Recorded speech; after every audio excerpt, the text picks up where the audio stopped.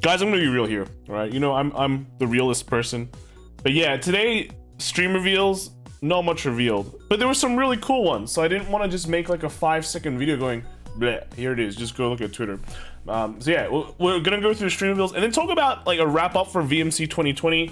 Just kind of the top 8 decks we saw. If you want to see the VODs, I uploaded them yesterday, so you can go check that out. It has commentary, English commentary with me and the WCC boys, Kelvin, Mark, and different fight joined in as well. So you can go see that, and we had some fun. It was really interesting to see how V has progressed. But we're gonna take a look at all the lists up to top 8 because you know we saw top 4, but there were actually quite a lot of improvements, I guess, to the overall V format. So we're gonna go through that later. But let's look at the cool stuff, all right? The reason why we're actually making a video today.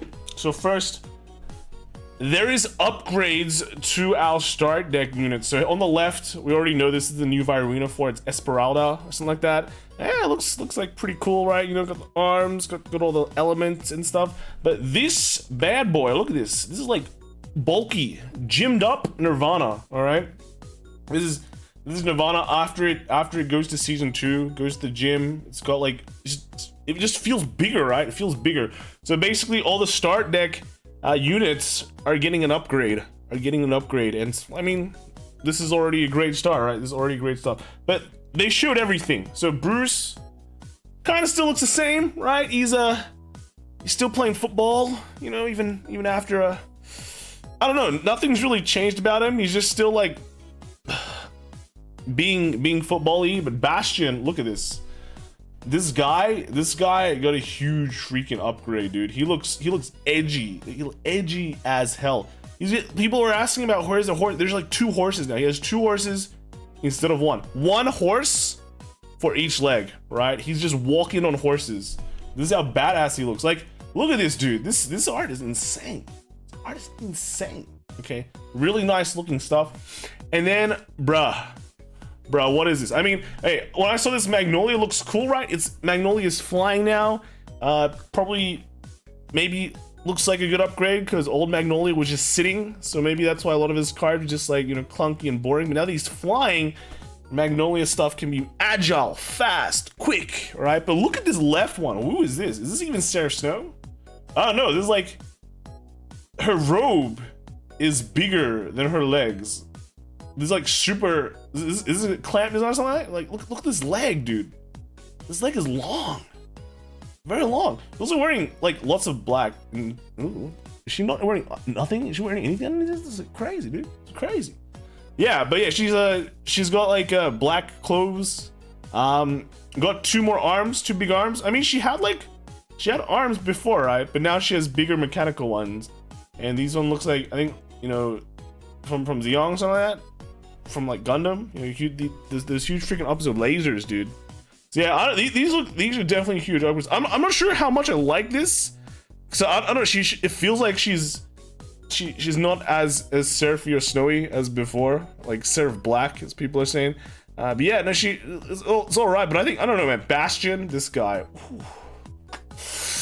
Ooh, yeah. So in terms of upgrades, I don't know what upgrades are gonna be. They just reveal the art.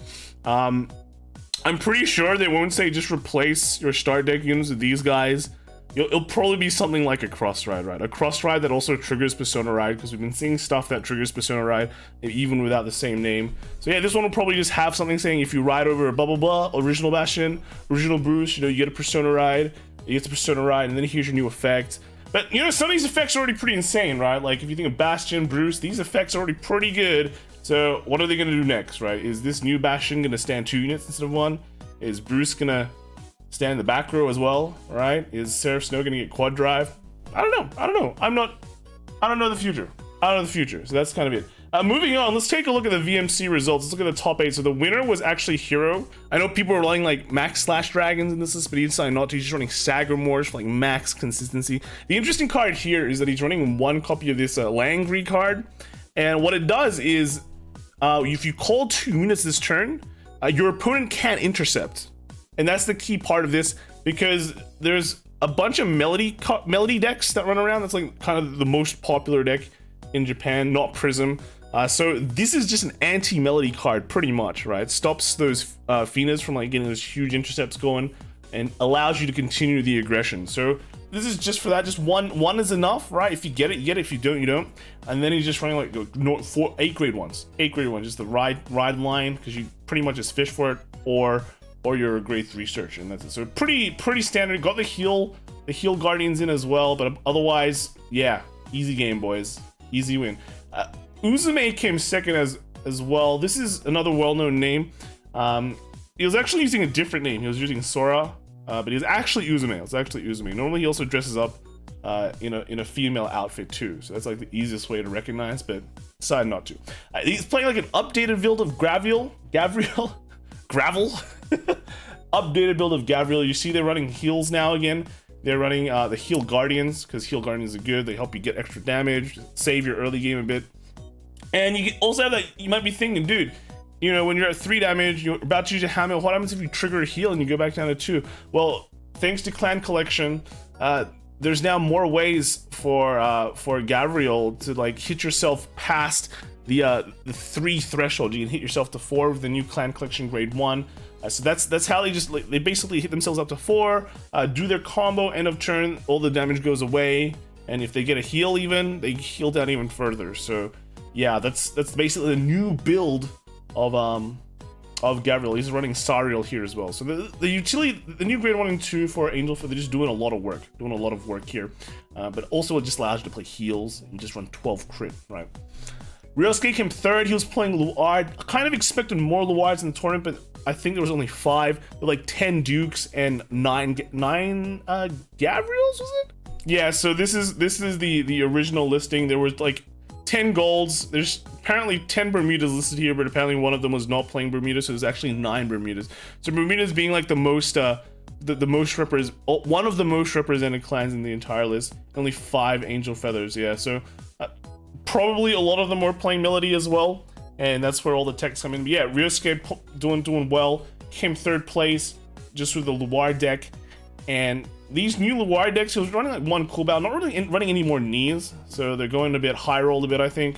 But apart from that, just a good list overall. And then 4th place was also a Duke. This was Liz, and he played the PR a bit more. This forces intercept, so again, one of this anti-melody tech, but he's running 4 of it, being very aggressive as well, because he's also running 2 max slash. And so Sagramore, you know, more grade 1s here for that anti-melody, and then the max slash for the extra power. We saw him do some huge turns, even when he misrode, so really nice to see. Then we had a player playing Vanquisher, so a bit hard to see here, just using the phone, but pretty much just like book Vanquisher from before, running, you know, only 2 books, but playing the PR card and all that, so pretty nice. Then we have a well-known name. This is Nanasimar. I think he ended up playing Shadow Paladin. This was his list. Of course, no triggers. The triggers are just pretty self-explanatory. You run like, you know, 8 crit and 4 draw, null, and that's it. And 4 heal, right? So you actually play like 1 knees and 1 coolbow. So we're seeing like this coolbow come into play, like this one-off coolbow, and then with the bats for the finishers. Apart from that, this list is very similar to the one we saw previously with Ryosuke. And then unfortunately, we couldn't get 7th place, so we had to get 8th place. 7th place is like a gold, so likely a Duke. But yeah, this is Shan. I'm playing pretty much Gavriel as well, but he was running no sales for the damage increase. Not running that many Sariels, right? Not running many Sariels, but he's still running a healer. So the concept is still there. Just the difference is just the Sariels and no steals. The other list, the winning list, wasn't running full out on any no steals at all. Just running more Sariels. So yeah, that is basically all the results. Basically all the ideas that's been going on in V. Gavriel's still very strong. Loard still very strong, but Duke really strong. 10 Duke players going into this invite-only tournament, and I think that's the key difference between the West and Japan.